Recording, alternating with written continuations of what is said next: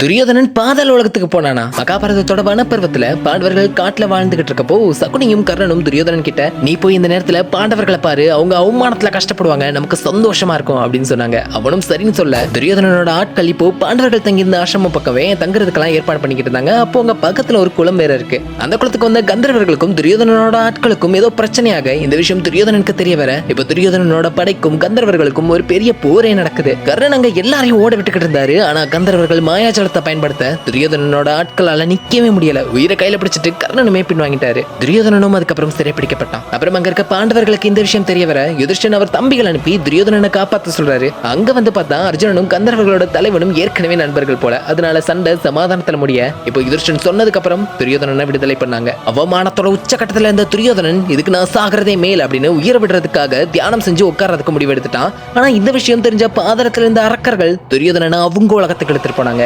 இதுக்கடுத்து என்ன நடந்துச்சு முழு கதையும் கீழே ப்ளே பட்டனை கிளிக் பண்ணி பாருங்க.